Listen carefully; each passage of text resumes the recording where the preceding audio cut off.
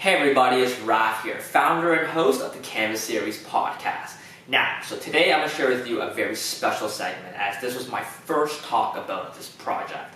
Thinking back about 2 years ago, it was very difficult for me to start a podcast, right? If anything, it was the hardest thing I've ever had to do, especially as a more introverted and a more private person.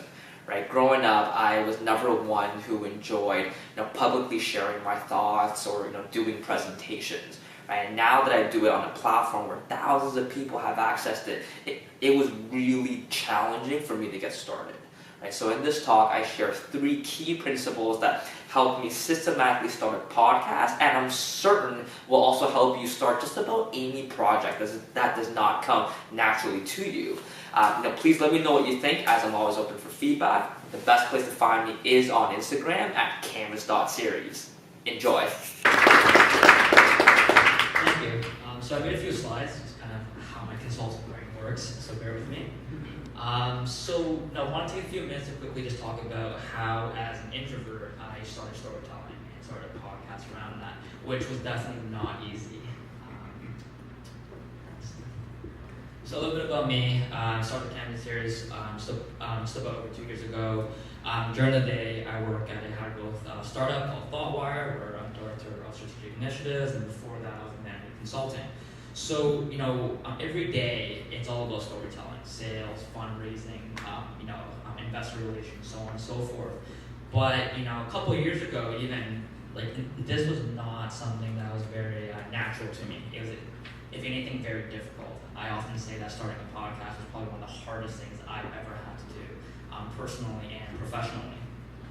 So this was me before a case competition about 6-7 years ago in university, just freaking out before doing something like this, right?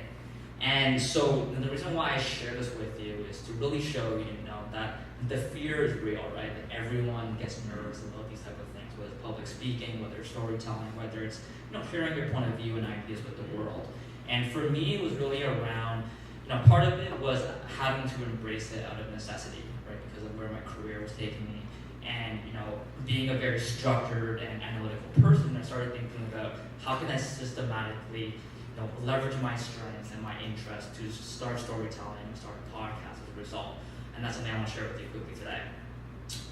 So 3 things, and I list them out here. But if I can leave you with one takeaway around starting with whatever you want to do and whatever stories you want to share, it's around making it as easy as possible, right? Especially if this is something that doesn't come natural to you, right? So the first one around discovery, the quick quote here, just because anyone can do it doesn't mean everyone should do it. And I'm not putting this here to discourage anyone from starting a podcast. I think it's one of the most fulfilling things.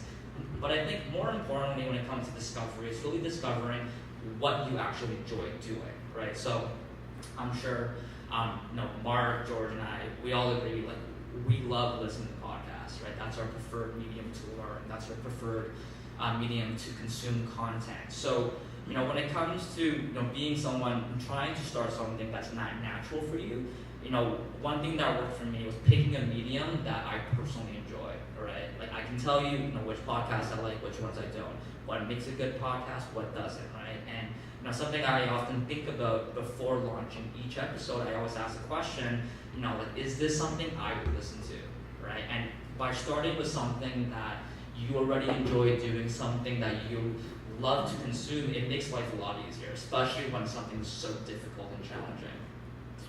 The next one as well is around, playing to your strengths, right? So, I wouldn't say that when I first started out, I was a good podcaster. I don't think anyone would, say that they're naturally a good podcaster, especially given that this wasn't around 5-10 years ago. So what are the strengths, so what are the skills that, someone needs to do a podcast? And which of those strengths are you good at? So for me, I'm not the most comical person, not necessarily the best presenter, but some of my strengths comes down to doing the deep research, asking the good questions, drawing out different ideas from people, unpacking people's processes and systems. And having interviewed both Mark and George on the podcast, they know what I try to do is really play to my strengths, and those ones really helped me out, and it helped really make the process easier. And then the next one about simplifying is really around making it easy for yourself. Again, right? So for me, the question I often get is, where do I find the gas? What do I talk about? How do I start, right? And so, some of my early guests were some of my closest friends, right? So then you think about, how do you get started?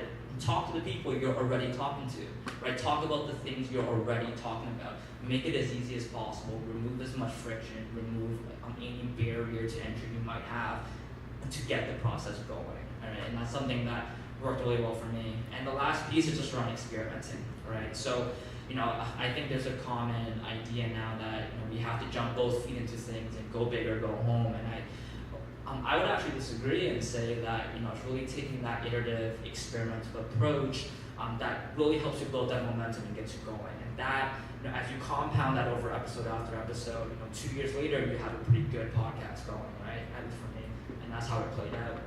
So my first couple episodes, I sent it to a couple friends, right? The first episode I shared it to 5-6 people, the next one about 10-15 people, and it doubled it each time. And I think it was only after the third or fourth episode that I put it on SoundCloud. And after each episode, I got a lot of feedback. I improved. And that really iterative and agile kind of mindset helped me, build my own credibility with myself and build confidence, but also improve the quality of the outcome of the product, the podcast itself. So feedback is really the name of the game here. So if I can really leave you with one takeaway that really helped me as an introvert start storytelling and start a podcast, it's really around making it, make it as easy for yourself as you can, right? Find the things you're good at, find the things you like, talk to the people you're already talking to, talk about the things you're already talking about, and really learn to embrace feedback opposed to making it perfect out of the gate. Thank you.